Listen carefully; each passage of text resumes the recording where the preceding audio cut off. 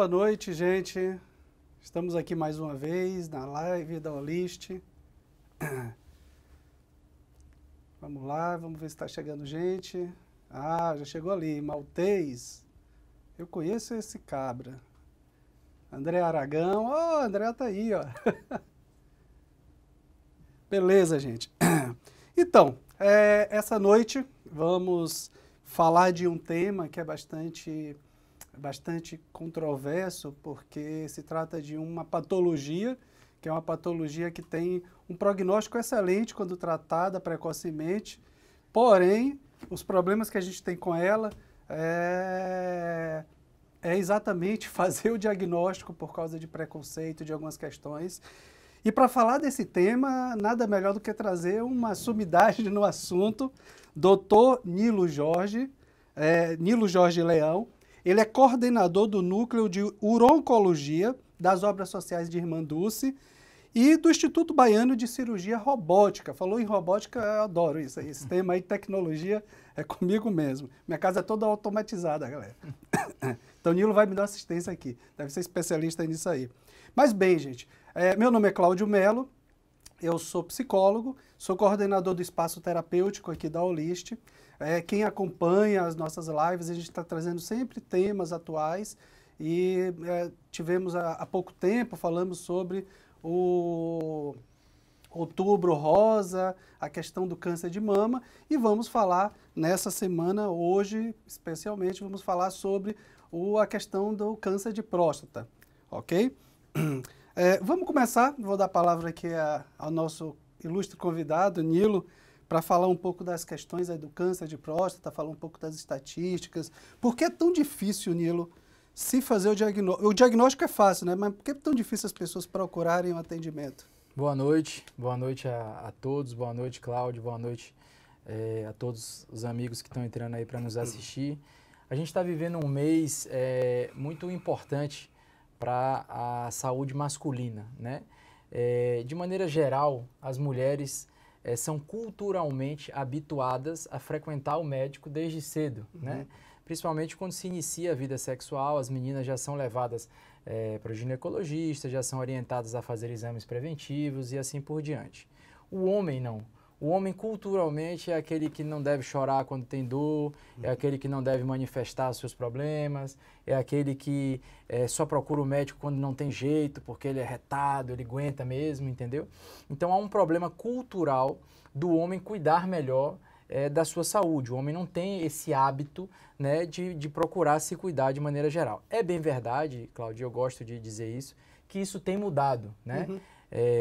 A gente nota aí nos últimos 10 anos uma mudança nesse comportamento cultural, até mesmo entre as pessoas mais simples, que não têm tanto acesso à saúde, há uma preocupação maior em procurar os atendimentos médicos, os serviços de saúde, e a gente vem percebendo mudanças, né? E com isso, a gente vem conclamando a população masculina a não só ficar atenta ao diagnóstico precoce do câncer de próstata, que é algo que a gente vai explorar muito aqui hoje, mas a cuidar da saúde como um todo, né? Cuidar de doenças cardiovasculares, hipertensão, sobrepeso, né? Maus hábitos, sedentarismo, tabagismo, tudo isso é muito importante a gente estar também alertando a população masculina, até porque diabetes, hipertensão, infarto, são coisas extremamente prevalentes, inclusive nos homens.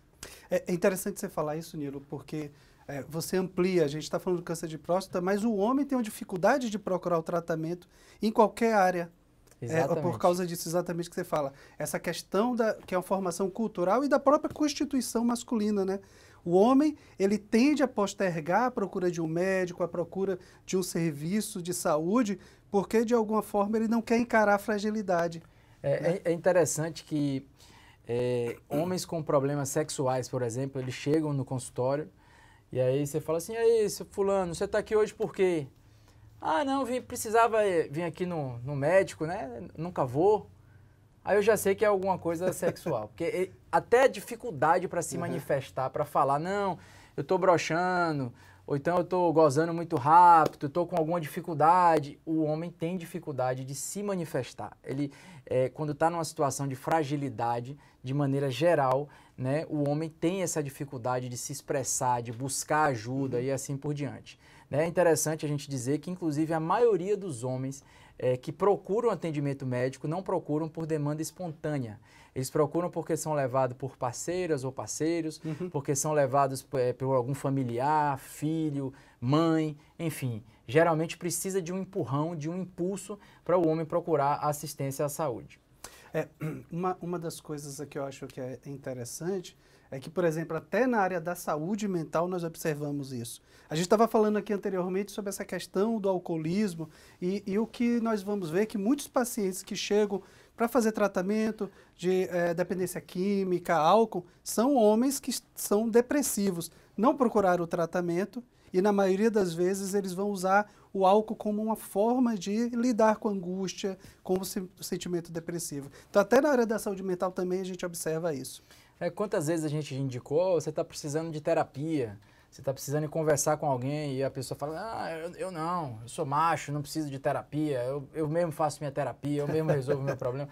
Isso é muito comum e dentro da população masculina, de fato, isso é mais notável, né? Mas eu acredito que meses como esse vão ajudando a gente a quebrar esses paradigmas e se aproximar mais das pessoas, né? Conversar mais com as pessoas. É interessante que mesmo esses homens mais fechados, quando a gente quebra um pouco o gelo e começa a conversar, eles gostam muito. Sim. Você sente que eles tinham de fato essa carência, né, de ser abordados sobre questões sexuais e de poder ajudar com quem conversar, né? Exatamente. É muito notável. Eu vou começar. Tem uma pergunta aqui, Nilo, que já foi mandada previamente para a gente. Como lidar com o marido que não quer fazer o exame de próstata por vergonha? Amarra ele e leva amarrado. Mas como é que você normalmente você vê, como é que as famílias conseguem fazer isso aí? Então vamos começar dizendo o seguinte, quem aí nunca ouviu falar, algum jovem, né, falar assim, quando eu ficar mais velho, na minha época não vai ter negócio de toque, vai ser laser. Eu falei isso. Vai ser laser, vai ter tecnologia, não é possível, hoje já faz cirurgia com robô, como é que ainda tem que fazer o toque? Então, vamos explicar um pouquinho isso daí. A maioria dos cânceres de próstata, eles são diagnosticados ou a gente suspeita da existência de um câncer pela elevação de um exame de sangue que é o PSA. Mas observe que eu disse a maioria. Né? Existem alguns casos que são a minoria, mas que o PSA é normal e você só descobre através de uma alteração na consistência da próstata. Então a consistência normal de uma próstata é a consistência da ponta do nosso nariz, ela é macia. Tá? Quando o homem tem um tumor, um câncer, essa consistência é endurecida. Então um caso interessante que eu gosto de contar, Cláudio, é um barbeiro muito amigo meu, né, que me conhece desde criança. E toda vez que eu ia cortar o cabelo, eu falava, vai lá, rapaz, que eu quero examinar sua próstata. Ele, não sei o que e tal, enrolava. Aí um dia ele precisou ir no meu consultório pegar uma receita. Eu falei, ô fulano, entra aqui que de hoje você não escapa. Eu vou lhe dar a receita, mas eu vou lhe examinar. Aí ele tinha um PSA de 0,6, que é um PSA completamente normal, né? E ao examinar, eu percebi uma nodulação na próstata dele e ele se enquadrou nesse grupo de pacientes que é a minoria, que de fato tinha um tumor. O tumor era um tumor agressivo e é importante dizer, os tumores mais agressivos de próstata podem não elevar o PSA. Podem ser percebidos somente no toque. Mas é 2%. Mas para quem tem o tumor e morre, 2% é 100%. É muito importante a gente dizer isso. O médico gosta muito de se pegar a estatística para justificar a conduta, né? Mas quem morre é 100%. A gente não quer perder paciente. Sim. Né? Perder paciente é muito triste para o médico, é muito triste para quem morre, para quem parte, para a família, porque representa 100%. Sim. Né? Então eu evito justificar atitudes médicas baseadas somente em estatísticas. A gente tem que lembrar que para aquela pessoa que tiver um tumor que só alterou no toque, aquilo ali é muito. Então, como o exame dura menos de 10 segundos, é indolor, é uma coisa que não tem sentido a gente ter medo disso, né? Então, assim, eu percebo isso muito nos homens mais velhos. É bem verdade que, hoje em dia, esse preconceito vem diminuindo cada vez mais. Mas isso não afeta a masculinidade absolutamente de ninguém. É um exame que, quando começa, já terminou. é um exame super rápido, é indolor, né? E assim, não tem por que não fazer. Agora, existem recomendações específicas para se fazer os exames.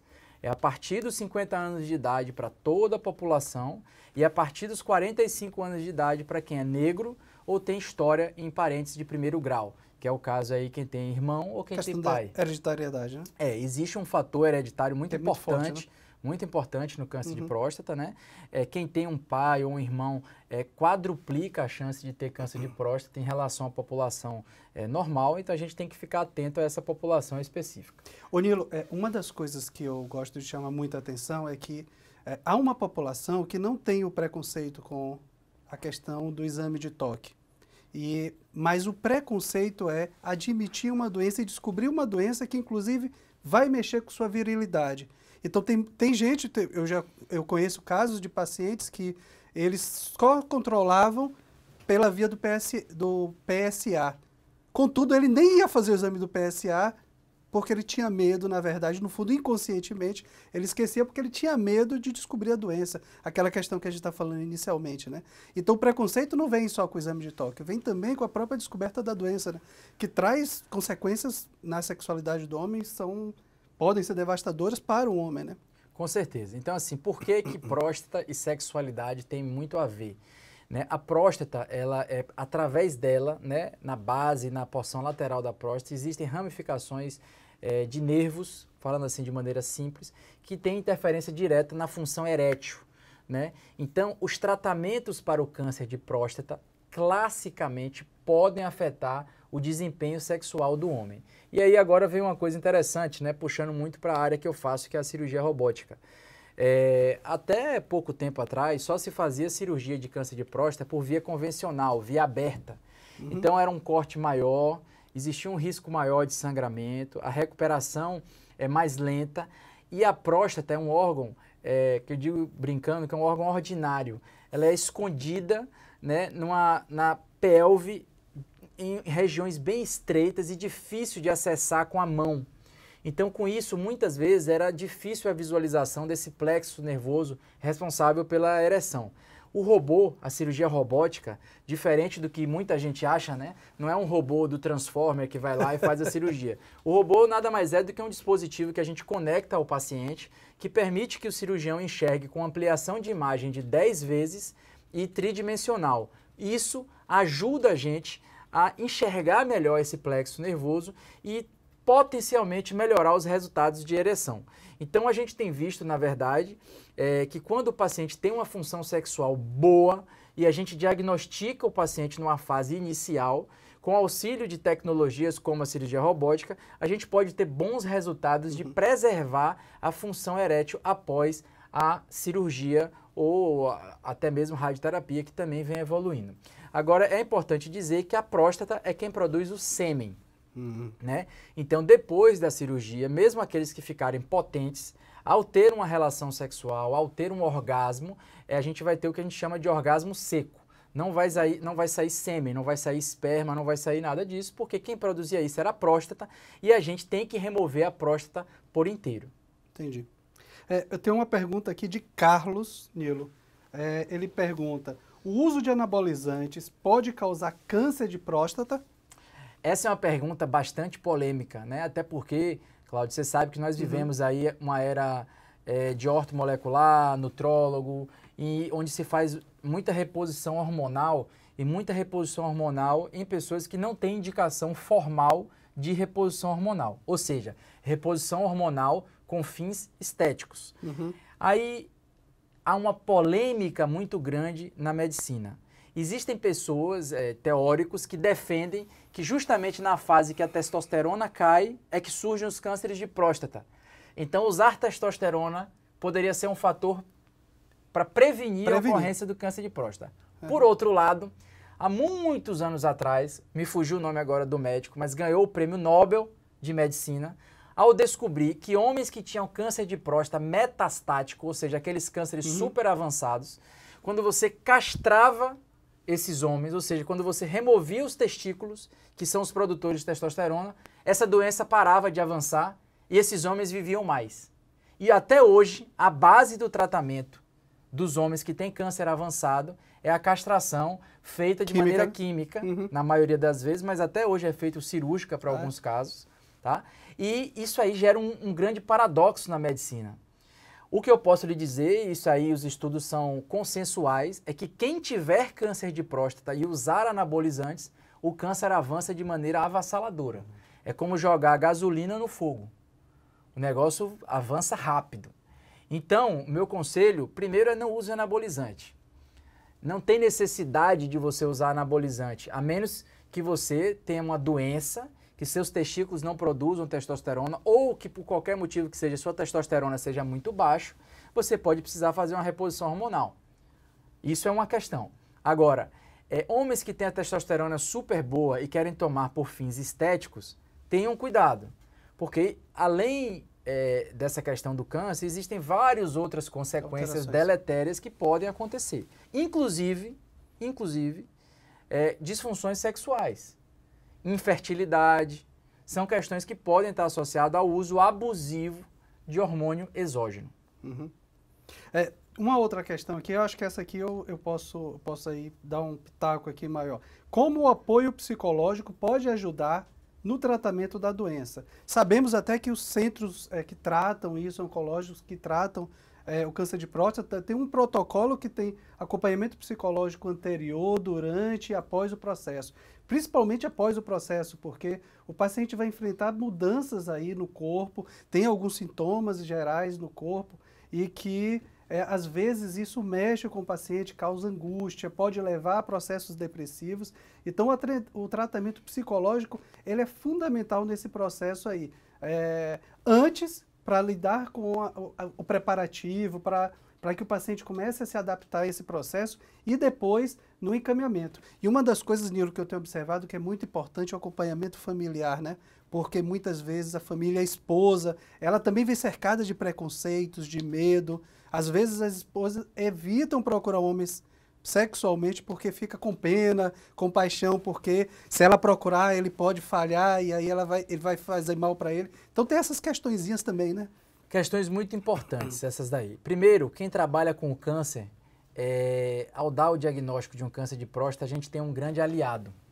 Se o câncer é diagnosticado em fase inicial e localizado, nós temos um índice de cura extremamente elevado. Então, ao mesmo tempo que a gente dá a má notícia para o paciente que ele tem um câncer, nós podemos dar uma boa notícia de que ele tem, no mínimo, uma chance muito grande de ficar curado. Então, saber tratar do assunto é muito importante. Agora, no que diz respeito a receios em relação à vida sexual e o apoio da família, isso aí é fundamental. É importante que se diga que mesmo nos homens que a função sexual é preservada, ele vai passar um período mais devagar. Ele vai passar um período com maior dificuldade de ter ereção. E aí, Cláudio, a gente vive um problema muito comum. A gente pega muitas vezes parceiras que já estão numa fase mais avançada da vida, já estão na menopausa, os hormônios já caíram, então a mulher já não tem mais aquele mesmo ânimo e o homem precisa de estímulo. Então eu trago muito a parceira para a discussão antes mesmo da cirurgia, para dizer, ó, vamos falar aqui em linguagem clara e aberta. Não adianta, depois de uma cirurgia dessa magnitude, seu marido tomar comprimido de Viagra, de Cialis, de, sei lá, Tadalafila, enfim, na dose máxima e sentar para ver o jogo do Bahia. Né? A menos que... Né? Mas o fato é que não resolve. Ou tomar e deitar para ir dormir. Não adianta. Ele tem que tomar o remédio e tem que ter sexo oral, tem que ter beijo na boca, tem que ter carinho, tem que ter cumplicidade. Ah, e se falhar, falhou. Ele está se recuperando de um câncer. Ele venceu um câncer. Então, essa maneira positiva, otimista de se encarar as coisas faz muita diferença na recuperação. E é notório que os pacientes que têm bons relacionamentos recuperam a função sexual infinitamente mais rápido. Entendeu? Quando ele vai para a relação despreocupado, tem uma parceira boa, ele sabe que faz sexo oral ali na parceira, ela vai ter orgasmo do mesmo jeito e tal, e vão ali naquela amizade e você vê que muito mais rapidamente as coisas voltam a acontecer. Então precisa desse suporte, não só para encarar o câncer, para vencer o câncer, mas para ter a reabilitação funcional mesmo. Tá? A continência urinária, que é ficar usando fralda, absorvente, é uma coisa muito deletéria, muito prejudicial. Isso caiu muito, muito. Hoje os índices são muito baixos em mãos experientes, que sabem o que estão fazendo. Então, esse apoio à questão sexual é muito importante e vai ser fundamental por parte da parceira ou parceiro do paciente. A adaptação, né? Uma das coisas interessantes é que existe uma idealização da sexualidade. Achamos que o sexo é só aquele que da juventude, da adolescência, mas ele passa por muitas mudanças. E um casal mesmo, ele tem momentos diversos no processo da sexualidade, de readaptação, de reinvenção, de conhecer o outro novamente. Então, muitas vezes a gente fica naquele padrãozinho do sexual que a gente fica esperando, que ocorra daquela forma idealizada. E isso causa um problema, porque a gente não consegue aí encontrar essa forma idealizada, e isso vai causar problemas para o paciente, para a mulher, para o homem, na questão sexual. Então, muitas vezes, no atendimento psicológico, a gente tenta quebrar esses mitos, quebrar essas barreiras que são fantasiosas, exatamente porque é uma reinvenção constante. Eu digo que o sexo é sempre uma reinvenção. A gente passa momentos que não está muito bem, o casal não está tendo tanta atração, tem outros momentos que isso melhora. Então, e principalmente quando você vai enfrentar uma patologia como essa, né, que vai afetar a sexualidade do homem e precisa se readaptar, se reinventar, né? Com certeza. E eu gosto de bater um aspecto interessante da questão orgânica, é que se o homem ficar parado depois da cirurgia, esperando que as coisas aconteçam de maneira sem nenhum esforço, né, por assim dizer, vou ficar aqui esperando, quando der mais ou menos 6, 10 meses de operado, a minha função sexual vai voltar. Não é assim que funciona. O homem precisa de estímulo contínuo, persistente, resiliente, ele precisa de uma parceria que esteja a fim de tentar, esteja disposto a ter a falha. Broxar, broxou, acontece, vamos em frente. Hoje tomou esse remédio, amanhã toma outro. E aos pouquinhos as coisas vão voltando, né? E é interessante que não é a regra, mas acontece muito de ter casais que às vezes estavam vivendo uma vida sexual mais morna, mais devagar, e depois de um tratamento como esse, a gente pega no pé para poder reabilitar sexualmente o homem e às vezes acaba até reacendendo, né, a vida sexual de alguns casais. Isso aí já aconteceu algumas vezes comigo no consultório. Então, é muito importante esse suporte familiar, do parceiro, parceira, etc. É muito importante para essa fase de recuperação que vem depois do tratamento do câncer de próstata. Okay. Uma perguntazinha que saiu agora, quentinha no forno.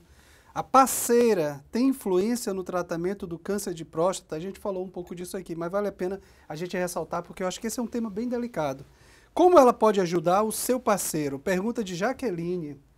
A primeira coisa que a parceira pode fazer para ajudar é ajudar o parceiro a ir no médico, tá? Saber quais são as recomendações. Então, passou dos 45, é negro, tem história na família, meu amor, vamos lá, tem que ir, tem que fazer seu exame, tem que ver como é que as coisas estão.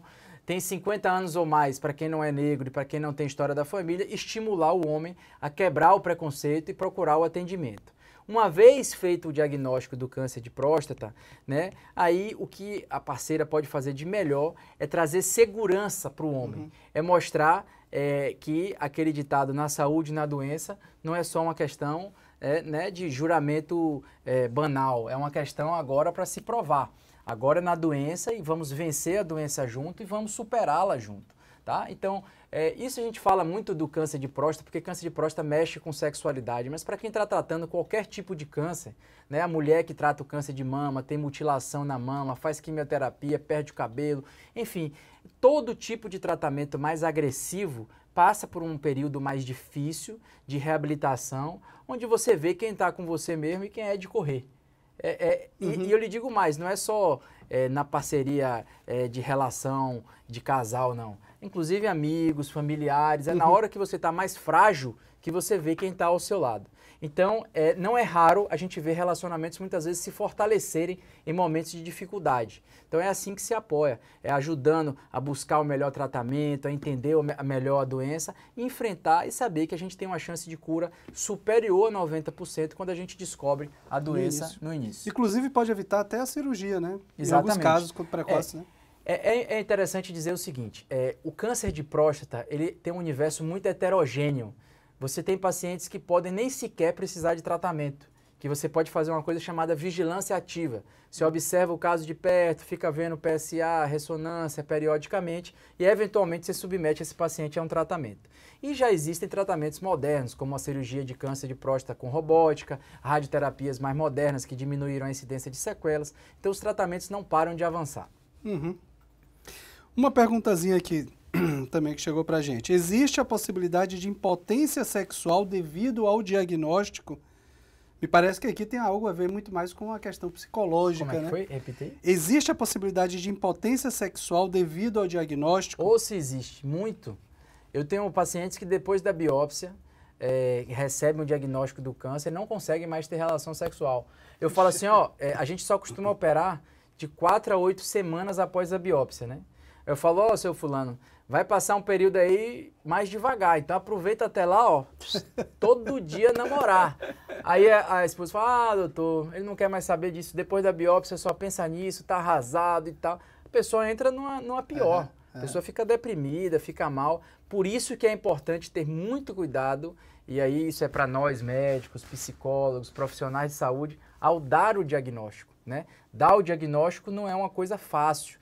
Você tem que saber dar esse diagnóstico de uma maneira muito mais otimista do que pessimista, né? Ensinar o paciente a enxergar o lado positivo. Você descobriu no início, você vai ficar bom. Você vai poder ver seu filho crescer, seu neto, você vai poder curtir, viajar, ir pra praia, vai voltar a ter vida sexual se tudo der certo. Então levanta a cabeça e vamos encarar de frente isso daí, entendeu? Então eu me sinto muito à vontade para falar isso, porque isso é o que eu vivencio no meu dia a dia. Vamos lá, vamos para outra pergunta. Como o câncer afeta a masculinidade do homem? Acho que esse tema a gente já falou um pouquinho aqui, né? O câncer de próstata acho que a gente explorou bem aí em relação à sexualidade. Há ainda muito medo e vergonha em fazer o exame da próstata. Fala um pouco sobre essa masculinidade. Eu acho que é aquilo que eu falei no início. A gente pensa que é só uma questão de informação, de preconceito. Não é só isso. A subjetividade do homem, ela é marcada pela a questão da virilidade. Nilo começou aqui muito bem falando disso. O homem não pode chorar, não pode ter sentimento, tem que esconder seus sentimentos. Então, para o homem, a questão da potência sexual está no cerne do seu ser. Então não é só uma questão, ele vai conscientizar, ele vai ter consciência de que ele pode fazer o exame, que vai fazer o exame e que não vai ser menos homem por causa disso. Eu tenho até pacientes que muitas vezes chegam porque teve um problema, broxou em algum momento ali com a parceira, ele começa a achar que o relacionamento não está dando certo. Até alguns jovens que chegam dizendo assim, doutor, eu vim procurar o tratamento porque eu fiquei na dúvida se eu sou heterossexual realmente, porque eu tive 2 casos que eu tive problema na ereção com a minha parceira. Então esse é um preconceito que tem muito grande e não afeta só a questão sexual, afeta o ser do homem, porque a masculinidade, essa formação na nossa cultura é muito importante para o homem. O homem tem que ser forte, ele tem que ser agressivo, ele tem que ser viril, como fala um colega, tem que ser pau para toda obra, a todo momento que for procurado ele tem que responder. Isso não é verdade, não é realidade. O homem também tem suas fases com suas dificuldades aí. Então, a masculinidade é uma constituição, é a constituição do homem. Nós vamos ver hoje muito dia o questionamento disso. E misturar masculinidade com machismo é a pior coisa que existe, porque não é a mesma coisa. Machismo tem muito a ver com uma questão cultural, preconceituosa. A masculinidade é a formação do sujeito. Quando ele nasce, ele é, digamos, moldado culturalmente, educacionalmente para assumir aqueles papéis. É o papel que ele aprende a fazer ali durante a vida. Deixa eu ver mais uma aqui, Nilo. Isso aqui a gente estava até conversando um dia desse, quando a gente se encontrou aqui. Em um paciente com depressão, o tratamento é mais difícil? O prognóstico é mais complicado? Sem dúvida, né? O prognóstico eu não diria o prognóstico, eu diria a aceitação do tratamento. Se o paciente fala assim para mim, ó, eu estou numa depressão profunda, eu prefiro que ele tente ao menos estabilizar a situação, se tratar, entender, para, se for possível, né, se não for algo muito agressivo, para depois a gente partir para o tratamento. Porque veja você que o tratamento, ele nunca é só do médico. O tratamento de sucesso, ele é fruto de uma equipe multidisciplinar com participação do paciente. Então, eu preciso que meu paciente esteja motivado para curar do câncer, para eu conseguir curar o câncer dele com o menor índice de problemas possível, né? Eu brinco, eu falo para os pacientes de vez em quando, ó, não vai me chegar no centro cirúrgico chorando, deprimido, dizendo que vai morrer, porque esses daí geralmente é o que dão errado. Você chega mas eu vou chegar comemorando, eu vou chegar... Não é isso que eu quero dizer, mas você precisa chegar com a energia positiva, você precisa chegar acreditando que você está indo ali, buscar seu tratamento, se curar, etc. Veja que o homem vai passar por uma fase de reabilitação, ele vai precisar reaprender a controlar o xixi sem a próstata. Existe um período para isso. Se você tem uma pessoa deprimida, entregue, que tudo ela acha ruim, que tudo ela baixa a cabeça, os resultados são muito mais difíceis. Sim. Sem dúvida nenhuma, a depressão atrapalha muito nessa recuperação funcional do paciente, né? Eu não vou entrar aqui no mérito de que a energia negativa influencia no resultado orgânico, porque isso aí dá pano para muita manga, é muita discussão, né? Mas, sem dúvida nenhuma, um estado de depressão profunda, prolongada, mal cuidada, mal diagnosticada, mal tratada, interfere negativamente na recuperação funcional dos homens, né? Homens com depressão que nunca fizeram cirurgia de próstata já têm muitos problemas sexuais, né? Os próprios psicotrópicos que são prescritos interferem na sexualidade, interferem na função erétil. Então, a depressão atrapalha muito a recuperação funcional. Por isso que é importante a gente tratar o paciente. Eu digo sempre, eu não trato próstata. Eu trato paciente, eu trato pessoa, né? Eu quero saber. O paciente entra na minha sala assim, com a ressonância, biópsia, não sei o que, eu falo assim, peraí, Flávio, calma. Me fala um pouquinho, quem é você? O que é que você faz? Está desempregado, está aposentado, está trabalhando? Como é a sua rotina? Como é a sua relação com sua mulher? Você transa? Como é que é? Você tem prazer? Você gosta de sua mulher? Como é que é a sua relação com sua família? Como é que é seu índice de estresse? Esse tipo de coisa é fundamental no desenrolar do tratamento, né? Eu estava comentando com você antes da gente começar aqui que hoje eu atendi um paciente que é etilista, é crônico, bebe muito, né, e vinha postergando a ida ao urologista. O pai morreu de câncer de próstata, o irmão teve câncer de próstata e ele agora está com PSA altíssimo, né, lá na Casa do Chapéu. A gente não sabe nem se a gente vai ser capaz de curar esse paciente, né, e eu preciso agora desse paciente motivado para poder tratá-lo. Então eu disse a ele, ó, condição sine qua non para a gente seguir com o seu tratamento, com o seu diagnóstico, que a gente tem um apoio psiquiátrico. A gente vai precisar ver como é que a gente vai tratar o seu alcoolismo, né?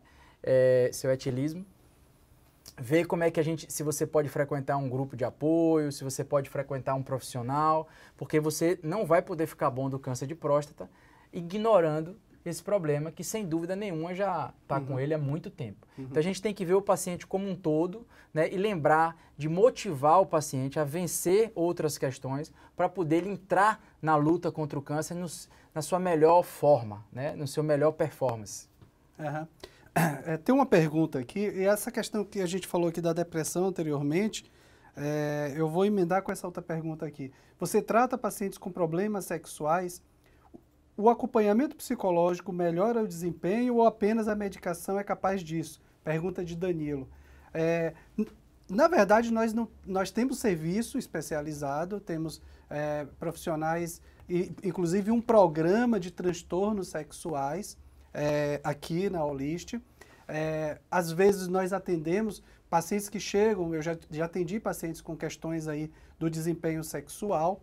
Agora, muitas vezes a gente vai observar Nilo, que nesses casos existem aí processos depressivos por trás. Um paciente que tem um problema de sexualidade, às vezes é uma questão depressiva, que precisa de tratamento. E às vezes o tratamento não é só psicoterapia, às vezes o tratamento necessita de algumas medicações psiquiátricas, precisa de um acompanhamento psiquiátrico mais específico.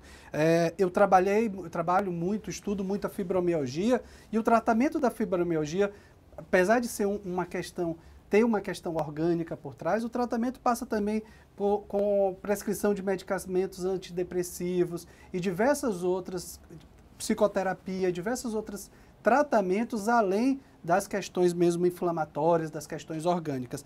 Então é muito importante sim tratar, inclusive porque o processo do adoecimento, por exemplo, do câncer, pode desencadear uma depressão, um quadro depressivo que já era pré-existente, uma pessoa que já tinha hereditariamente a predisposição quando descobre a doença, e é muito comum a gente ter observado muito quadros depressivos em pessoas mais idosas. Então, quando chega, essa pessoa já tem uma predisposição, tem um adoecimento psíquico aí, tem um adoecimento orgânico, vai desenvolver também processos depressivos. Então, é muito importante o tratamento nesse momento. Vamos lá para uma outra pergunta. É o que a gente estava falando aqui agora. O diagnóstico de câncer de próstata pode levar a uma depressão. Necessariamente não a depressão. É como eu falei, se a pessoa tem uma predisposição à depressão, você vai ver que na família tem pessoas que tiveram um quadro depressivo, pode desencadear sim uma depressão patológica. Deixa eu lhe fazer uma provocação aqui. Faça aí, vai lá. Mexer um pouquinho que não é na minha área. Mas, por definição, depressão seria um estado, né, profundo, duradouro e motivado. Existe isso no conceito de depressão. É você ter esse estado de tristeza profunda que se perpetua sem necessariamente ter uma causa. Porque eu gosto, não é te contradizendo, mas eu gosto muito de dizer ao paciente, quando o paciente chega, pô, doutor, depois que eu recebi esse diagnóstico de câncer, eu estou deprimido, estou arrasado. Eu falo assim, ó, não confunda depressão, doença, com estar muito triste. Eu entendo sua tristeza, você recebeu o diagnóstico de um câncer. Eu não esperava que você estivesse celebrando, né? Agora, quando esse estado de tristeza profunda começa a afetar a vida desse paciente de maneira que ele evita o tratamento, de maneira que ele começa a se autoflagelar, de maneira que ele começa a negligenciar com seus cuidados de higiene básico, que ele não quer sair da cama, que ele não quer fazer mais nada, aí a gente começa a ligar um estado de alerta, né? Exatamente. Numa depressão mais séria. Mas eu gosto, né, sempre que possível, de tentar motivar, tentar fazer enxergar as possibilidades, a chance de cura, para, antes de pensar em mandar para um profissional medicar, por exemplo. Né? Sem dúvida nenhuma, vários pacientes precisam de um acompanhamento, né, rigoroso. Né? Eu trabalhei no Hospital do Câncer em São Paulo, que era o AC Camargo, e eu tive um caso catastrófico de um paciente que a gente acompanhava, que ao receber o diagnóstico de que o câncer estava metastatizado para os ossos, foi lá, subiu para o andar mais alto do hospital e se jogou. Então isso deixou a equipe arrasada e, sem dúvida nenhuma, esse era um paciente que precisava de um acompanhamento psiquiátrico de perto. Então, de maneira nenhuma, negligenciar esse cuidado. Sim. Mas sempre tentar deixar o paciente viver ali os diazinhos dele de luto pelo diagnóstico e depois falar, ó, bater no peito, falar, vem pra cá que agora é hora de levantar a cabeça, meu amigo, e enfrentar o problema. Eu acho que você tocou no ponto, perfeito isso que você coloca. Porque a gente tem que diferenciar o que são sintomas depressivos. O luto, por exemplo, tem sintomas depressivos, mas necessariamente não é uma depressão. A pessoa que tem uma predisposição pode ser um gatilho, um adoecimento. Mas a doença de próstata não vai levar à doença à depressão. O transtorno depressivo, que tem características muito específicas e ele não vai ser desenvolvido por uma questão externa. Como você fala, não tem algo que vai invocar isso aí externamente. A perda de um ente querido, a separação, não vai causar depressão. Pode ser gatilho. Mas normalmente o que a gente vai observar nesses pacientes é o luto. Freud diferenciava entre luto e melancolia. Naquela época ele chamava de melancolia. A melancolia é o que hoje nós chamamos da doença, do transtorno depressivo maior. E o luto é o sofrimento e a tristeza, que inclusive é necessário, esse processo de... Você estava falando aí de pessoas que reencontraram a vida sexual, o casal reencontrou a vida sexual depois disso, porque o luto às vezes serve para nós reinventarmos as relações e reinventarmos nossa vida sexual. Tem uma perguntinha aqui, Nilo, essa aqui é bem específica. Uma mulher trans que faz uso de hormônios femininos para fazer transição aumenta o risco de ter câncer de próstata? Pergunta Paulo. Caramba! Vamos repetir isso. Eu não fujo de pergunta nenhuma, eu respondo todas. Uma mulher trans que faz reposição... Hormônios femininos para fazer a transição aumenta o risco de ter câncer de próstata? Como é o nome? É Paulo. Paulo, a princípio não. Tá? Não existe nenhum trabalho, nenhuma evidência. Eu entendi, né? Ela está uma trans usando hormônios femininos, né? Para desenvolver... No caso é o homem fazendo a transição. É geneticamente homem, né? A gente tem que colocar assim. Geneticamente homem, mas é uma mulher, né? Paula, e está fazendo reposição de hormônios femininos. Isso, a princípio, não aumenta o risco de câncer de próstata. É interessante dizer, quando eu trabalhava na USP de Ribeirão Preto, a gente tinha um ambulatório de sexualidade específico, que a gente cuidava desse público, inclusive de mulheres transexuais, onde a gente apoiava com orientação médica o uso de hormônios para desenvolvimento de mama, né? Esses pacientes fazem orquiectomia, que é a retirada dos testículos, etc. Então existe suporte profissional, minha amiga, para você fazer isso de maneira orientada. Não faça isso prescrito por uma amiga ou por pessoas que não estão preparadas e aptas para lhe orientarem a atingir o seu objetivo. Eu respeito sua opção e quero que você faça direitinho. Agora, em relação ao risco de câncer de próstata, não há nenhum aumento, o que não quer dizer que você vai sair usando aí hormônio loucamente. Algumas perguntas aqui nós já conversamos. O diagnóstico de câncer de próstata pode levar a uma depressão. A gente já falou isso aqui, que necessariamente não vai causar um transtorno depressivo. Sintomas de tristeza, abatimento, sim. E que um acompanhamento psicológico muitas vezes é suficiente. Agora, como o Nilo falou, ressaltou aqui, quando esses sintomas começam a ficar mais graves, a pessoa começa a não se alimentar, começa a não dormir direito, dormir excessivamente, começa a não fazer suas atividades do dia a dia, aí já começa a ficar mais grave, então a gente tem que começar a ficar atento aí, e aí a procura de um psiquiatra, de um profissional especializado é muito importante.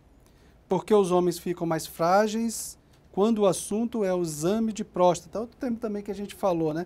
Tem um preconceito e também o que eu acho que, para além do preconceito do exame de próstata, o homem foge de descobrir que tem uma doença. Ele resiste. Deixa eu dar uma notícia a vocês que estão assistindo. Todo homem vai fazer toque retal em algum momento da vida. Até se você não quiser. Não tem como fugir. Rapaz, se você tiver hemorroida, e só existem dois tipos de pessoa em relação à hemorroida. É quem tem e quem vai ter. Uhum. Então, assim... Quem tem hemorroida tem que fazer toque retal no proctologista. Quem tem fissura anal tem que fazer toque retal no proctologista. É um exame que faz parte do exame físico. É porque existe muito mito, muita coisa relacionada a isso, né? Muito preconceito, muita bobagem. Mas isso daí é um exame simples. Para um médico que executa, por exemplo, é igual examinar o abdômen, não tem diferença nenhuma. Tá? É um exame super rápido e a você, paciente que está com receio de fazer esse tipo de exame, saiba que o problema está em sua cabeça, não está em quem está realizando o exame, que não faz a menor diferença para a gente. Outra pergunta aqui, bem próxima a isso. Nós já falamos também qual o papel da parceira nessa conscientização. Nilo já falou que é importante, que muitas vezes os pacientes chegam encaminhados pela parceira, por algum familiar. Então, esse é o papel importante, porque às vezes o homem não procura mesmo, principalmente o homem mais velho, né? Normalmente é a parceira que procura, né? Com certeza. E quando o homem que passou por câncer de próstata tem sua autoestima afetada, o que fazer? Bom, a autoestima do homem que teve câncer de próstata, ela é afetada basicamente por questões sexuais, né? Então, vamos lá. O tratamento do câncer de próstata, considerado padrão ouro, é a remoção cirúrgica da próstata e das vesículas seminais. Isso daí pode interferir em duas funções do homem, a função sexual e a função urinária. né? Função urinária, que é incontinência urinária, é ficar tendo que usar absorvente ou fralda para não perder xixi. O índice de incontinência urinária tem caído de maneira avassaladora diante dos tratamentos mais modernos, tanto de cirurgia, com o advento da cirurgia robótica, que é um grande avanço na técnica cirúrgica do tratamento do câncer, quanto na radioterapia, que tem máquinas mais modernas que também tratam o câncer de próstata e tem tido melhores resultados de continência. Quando o homem fica incontinente, isso afeta muito a autoestima, afeta muito a colocação social desses pacientes. É importante que se diga que existe tratamento para incontinência urinária, desde fisioterapia, reabilitação do assoalho pélvico, né, até tratamentos com medicações e, por fim, quando nada dá certo, existem também tratamentos cirúrgicos para incontinência urinária. No que diz respeito à função sexual, isso preocupa demais os homens. Então, qual que é a sequência de reabilitação da função sexual após um tratamento de câncer de próstata? Então, o homem passa por um período que a gente chama de reabilitação da função erétil, que dura 1 ano. Nesse período, a gente usa medicações de uso oral, clássicas, como Viagra, Cialis, Levitra, Eleva, Ziad, dentre vários e vários outros remédios que a gente usa para estimular o retorno da vida sexual. Quando essas medicações de uso oral não ajudam a recuperar a função erétil do homem, a gente tem injeções, Cláudio, que a gente aplica direto no pênis, que ajuda o homem a ter ereção com injeção. Injeção com agulha pequena que o paciente ou o parceiro aprende a aplicar no pênis para poder ter vida sexual. Quando ainda assim, é possível que fique impotente, existem tumores que estão invadindo os nervos da ereção. Às vezes a gente tem que decidir entre deixar o homem impotente ou deixar o homem com câncer. E aí a gente vai preferir deixar o homem impotente. Então, quando nada funciona e depois de 1 ano de operado o homem permanece com impotência sexual, existe a possibilidade da gente colocar uma prótese de pênis. Tá? Prótese de pênis é um dispositivo que se coloca dentro do pênis, que dá rigidez ao pênis para permitir que o paciente tenha uma vida sexual com penetração. Tá? Existem 2 tipos de prótese de pênis. Uma que se chama maleável ou semi-rígida, que é coberta pela maioria dos planos de saúde, e uma que se chama inflável, que é famosa porque você aperta uma bombinha que fica localizada na bolsa escrotal, no saco, e aí o pênis vai crescendo de tamanho e de volume. Essas são muito mais caras e não tem cobertura pela maioria dos planos de saúde. Então, quando nada dá certo, existe a possibilidade de se colocar uma prótese de pênis. E aí com a prótese aí tem muita curiosidade, né? Aí a gente entra no tema que todo mundo fica ligado, querendo saber. Pô, prótese de pênis, que a pessoa acha logo que é botar um pinto novo. Não é isso. Prótese de pênis são cilindros que você coloca dentro do pênis, numa região chamada corpos cavernosos, que dá rigidez. E aí, para a parceira que está tendo relação sexual com esse homem, ela tem prazer, orgasmo, vida sexual bem próxima do normal. Para o homem que colocou a prótese no seu pênis, ele tem mudanças de sensibilidade, não é a mesma coisa de quando ele tinha uma ereção normal. Mas se ele tiver uma cabeça boa, bem trabalhada, ele passa a ter vida sexual, passa a ter orgasmo, tem prazer, né, que é algo muito importante. É muito interessante, Cláudio, dizer o seguinte, o orgasmo, o prazer masculino e feminino também, né, tá muito na cabeça. Sim, sim. Eu que trabalho muito com câncer, né, que sou uro-oncologista, eu trabalho, por exemplo, com pacientes com câncer de pênis. E o tratamento para o câncer de pênis, muitas vezes, é amputação parcial do pênis. E eu tenho pacientes que eu já tive que amputar a glande, ou seja, a cabeça do pinto, que depois de um tempo se reabilitaram, voltaram a ter vida sexual, têm orgasmo, ejaculam e já tive um caso que teve até filho. Depois de amputar a glande, que é o órgão, a parte mais sensível do pênis. Por que eu gosto de dizer isso, né? Não é só porque chama a atenção das pessoas, mas porque chama a atenção para a importância da cabeça. Eu sou assim de paciente entre 20 e 30 anos com impotência sexual. E você pesquisa todo tipo de doença e não há absolutamente nada. Porque a cabeça é fundamental para a funcionalidade sexual, para o orgasmo, para o prazer.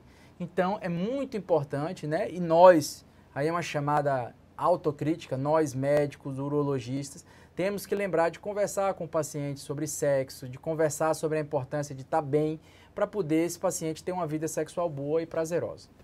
Você chama a atenção de uma coisa muito importante, a questão da cabeça na sexualidade. O sexo, ele é mediado pela fantasia. O sexo não é algo orgânico, puramente mecânico. Para o homem, principalmente, está no campo da fantasia. E até uma pergunta que foi feita aqui, o diagnóstico anteriormente. O diagnóstico pode levar à impotência? Pode levar a uma impotência psíquica, no sentido de que você vai mexer com a fantasia, aquele homem vai se achar menos homem, vai se achar menos viril, e isso pode afetar realmente. Então, o sexo é algo do campo da fantasia e que pode ser trabalhado, gente. Existem profissionais especializados, a própria psicoterapia ajuda muito nessa desmistificação de muitas dessas coisas aí. Duas coisas, Cláudio, que fale. O pessoal escreveu ali.